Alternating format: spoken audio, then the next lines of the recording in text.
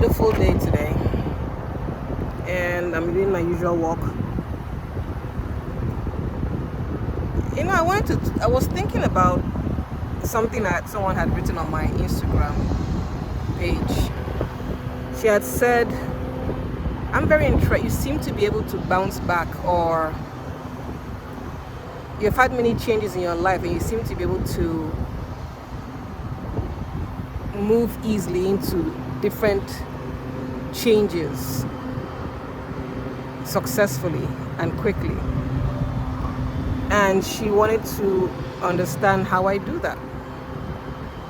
I never thought about it until she said it, and I thought, yeah, you know what? I've lived many lives. I've done different things, and I've lived many lives. And how come I can do it easier than most? I mean, or than some. I mean, you've all met people that I've met people that really want to change their lives. They want more, but they don't, for some reason, end up doing more or getting more. And I've wondered why. I know why, because I talk to them. And I'm just going to explain my process and my thinking. When you're about to make a change in your life, do something different, it's called different because it's not what you normally do. What we do is very comfortable. We do that day in and day out. It doesn't require much thought.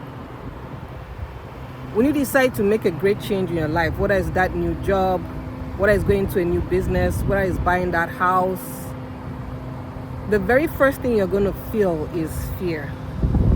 Anything that goes against the norm will be scary. And there are two emotions that completely change a human being: fear and love. And fear is very powerful. Both are very powerful.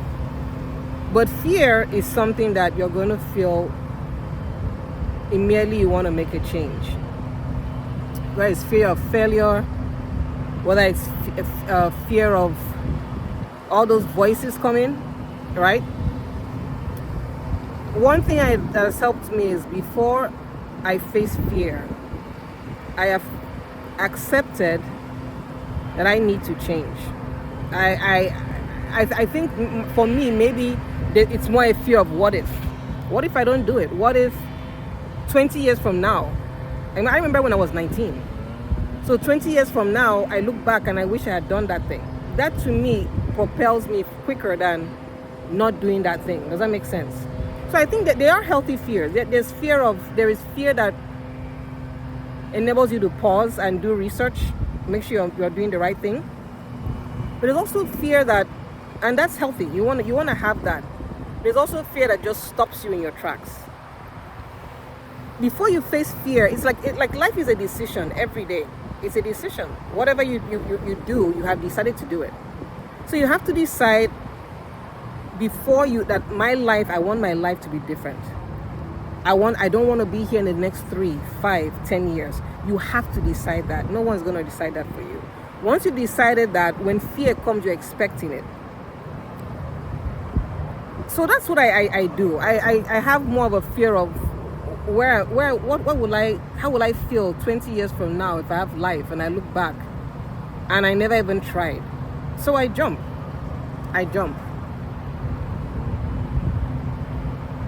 Responses to fear, for some of us, really depends on a lot of things. Some of it are nurturing, our background. If you come from a background where anything that was new, there was someone that was discouraging it, you had people that didn't really encourage different things you wanted to do, you have people that didn't support you, it's easier to hear their voices when you're about to make a change. Now, that's real, so I can't belittle that for anybody. But there are ways to overcome that if you want to. You definitely have to do more work on yourself. So ways to deal with that is changing the narrative that's playing here. You have to change that narrative. How do you change that narrative? Somebody put it in there, other people have to take it out, right? So one thing you can do is, let's say business. You want to do a business.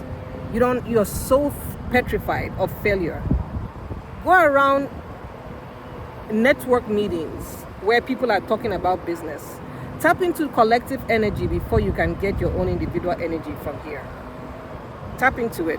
You know how you go to church and let's say you weren't able to pray for a minute, and then you go to church, and now with all those people praying and worshiping God, it kind of makes you able to do so.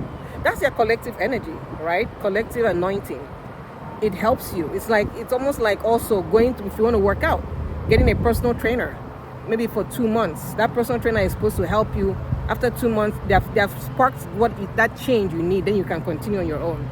It's the same thing with business or anything that is intangible. If you have fear and you doubt yourself, go hang around places where people are constantly making moves. They're talking about the newest thing. They're driven. They're the energy there. You are going to tap into that eventually. Okay? You can go online where people are discussing this. That also helps. But it's that energy of meeting people, networking, eyeball to eyeball, seeing them. I think there's always something very important with those face-to-face eyeball meetings. So change the narrative. That's what you have to do, right? Hang around people that are different. If you have friends that are downers, you might have to exit, separate yourself a bit from that. If you have family members that are downers, you might have to not share with them what changes you want to make in your life. You have to protect what you want to do. But so, when people say, well, you make this, you're easily able to change your life and go into new fields. I jump. Maybe based on my background, I want to accomplish more, and I've seen failure before, what it looks like. So I don't want to be there. So I take those jumps. I'm also a person of faith. So I also lean on, well, you know what? I've done my praying. I believe God's with me.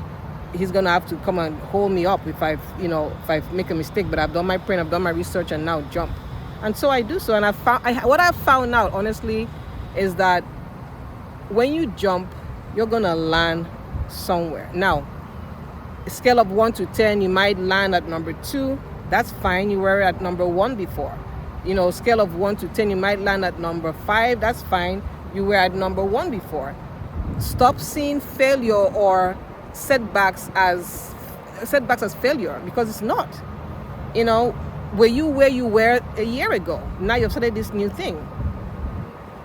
No. If you're doing everything right, likely not.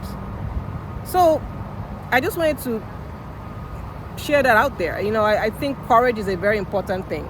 Courage is a very important thing. You got to have it in this world. You have to have courage. You got to find a way to be courageous. That's the thing that will stop you from walking in fear. Isn't this place beautiful? I love water. All right, back to my walk.